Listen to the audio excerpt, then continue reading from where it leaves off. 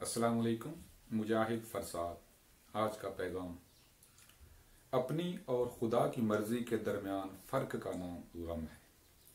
अगर हम अपनी मर्जी खुदा की मर्जी के ताबे कर लें तो हम हमेशा खुश रहें। आज के लेक्चर में हम इस्लाहात नक़्दो अदब शुरू कर रहे हैं, जिनमें से 10 इस्लाहात आज बयान की जाएंगी। साख्तियात क्या है? साख्तियात लिसानियात की एक तनकीदी इस्तिलाह है, जिसमें अल्फाज व तराकीब की सर्फी व नाहवी साख्त बयान की जाती है। साख्त पर जोर दिया जाता है। इसमें मुसन्निफ और कारी के ख्यालात और उसलूब को पीछे छोड़ दिया जाता है और सिर्फ साख्त पर जोर दिया जाता है और तह दर तह मानी की तलाश की जाती है। यानी इसमें खास तौर पर साख्त का जिक्र होता है और मानी नए मानी तलाश किए जाते हैं। पसे साख्तियात क्या है? वो तमाम नजरियात और ख्यालात जो साख्तियात के असूलों की नफी करते हैं, वो पसे साख्तियात कहलाते हैं। आफाकियत क्या है? आफाकियत को समझने के लिए 2 चीजें ज़हन में रखें, ज़मान, मकान। यानी वो अदब पारा जो हर जमाने और हर जगह के लिए हो, आफाकी कहलाता है। और उस अदब पारे की ये खुसूसियत आफाकियत कहलाती है। मसलन फिरदौसी का शाहनामा ईरान में लिखा गया, शेक्सपियर के ड्रामे बरतानिया में लिखे गए, गालिब की शायरी हिंदुस्तान में लिखी गई। लेकिन इसके बावजूद इन तीनों की शायरी, ड्रामे और शाहनामा ये सब पूरी दुनिया में मशहूर हैं और सब के लिए लुत्फ का बायस है। तो इसे आफाकियत कहते हैं। यानी ये 2 चीजें आपको मद्देनजर रखनी पड़ेंगी। आफाकियत के साथ अमूमन एक और लफ्ज भी इस्तेमाल होता है, आफाकीज तो अब्दियत। आफाकियत का ज्यादा ताल्लुक मकान से है, यानी हर जगह के लोगों के लिए। अब्दियत यानी हमेशा, यानी हर जमाने के लोगों के लिए। बहरहाल अगर सिर्फ आफाकियत बोला जाए तब भी ये दोनों चीजें मुराद होंगी, और अगर आफाकीज तो अब्दियत कहा जाए तो फिर भी यही मुराद होगा। इब्तिजाल। इब्तिजाल अरबी जुबान का लफ्ज है जिसके लुग़वी मानी है अखलाकी पस्ती।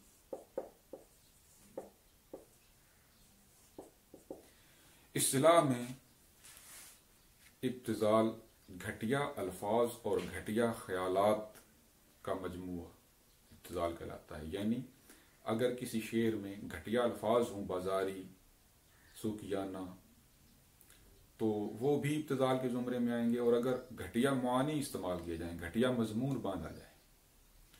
लेकिन अगर अल्फाज देखे जाएं तो लान जाइनस का कहना है कि बाज़ औक़ात कोई लफ्ज मुब्तज़ल होता है, उसमें इब्तिजाल पाया जाता है, लेकिन जब वो किसी शेर में अच्छी तरतीब से आता है तो वो मुब्तज़ल नहीं रहता। इसकी मिसाल अगर हम उर्दू में देखें तो मुस्तफ़ा ज़ैदी का शेर है, मैं किसके हाथ पे अपना लहू तलाश करूं, तमाम शहर ने पहने हुए हैं दस्ताने। अब दस्ताने का लफ्ज जो है ना, ये मुब्तज़ल है, ये बाजारी है, अवामी लफ्ज है, ये गजल का लफ्ज नहीं है। लेकिन जब शेर में आता है तो ये मुब्तज़ल नहीं रहता। और अगर मानी को देखा जाए तो बाज मानी जो है वो ऐसे होते हैं जो फौरन शेर पढ़ते ही ज़हन जो है वो उस साइड पर जाता है, और मानी उसके घटिया होते हैं। जैसे दुपट्टे को आगे से दोहरा न ओढ़ो, नमूदार चीजें छुपाने से हासिल। अब इसका मतलब जो है वो बिल्कुल वाज़ेह है और ये घटिया मजमून में आ रहा है। तो ये इब्तिजाल की मिसाल है। इब्तिजाल का लाजमी ज़हन में रखें कि इसका ताल्लुक अल्फाज के साथ भी है और मजमून के साथ भी है।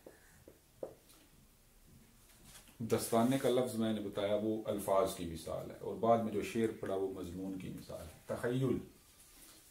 तखय्युल वो कुव्वत है जो ज़हन में मौजूद पहले से मालूमात को दोबारा तरतीब देती है और खुश उसलूबी से कोई उस ख्याल को नया ख्याल बना देती है। अच्छे तरीके से उस चीज को जलवागर करती है।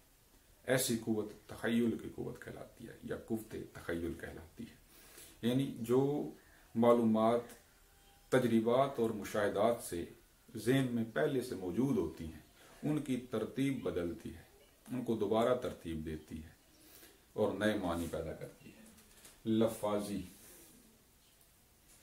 कारी या सामे को मरऊब करने के लिए भारी भरकम अल्फाज का भरपूर इस्तेमाल लफाजी कहलाता है। यानी जानबूझकर मुश्किल अल्फाज इस्तेमाल करना, इल्मियत जाहिर करना। सादगी और सलासत, आमतौर पर सादगी और सलासत को एक चीज समझा जाता है, लेकिन इनमें फर्क है।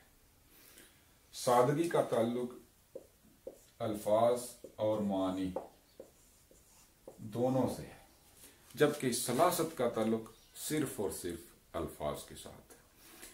मसऊद हसन रिजवी लिखते हैं कि सलासत वो है ऐसे अल्फाज इस्तेमाल करना जिससे जुबान मानूस और कान आशना हो, यानी सुने सुने से लफ्ज, और जुबान बोलते हुए लड़खड़ाए नहीं, अटके नहीं।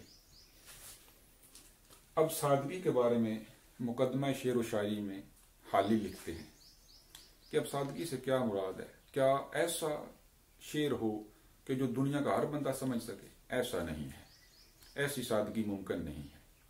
अदना दर्जे के लोग ना भी समझे तो कोई बात नहीं, आला और औसत दर्जे के लोग जिस शेर को समझ जाएं हम उसे सादा कहेंगे। इबलाग,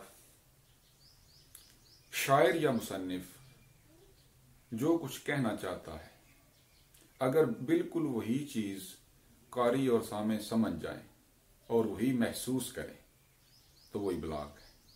इबलाग का उलट इबहाम है, यानी शायर या मुसन्निफ जो कहना चाहता है शेर में या नसर पारे में, पढ़ने वाला या सुनने वाला वो समझ नहीं पा रहा तो वो इबहाम है। यानी कारी और मुसन्निफ के दरमियान तफहीमी दूरी, तफहीमी तफावुत इबहाम कहलाती है। बहुत शुक्रिया।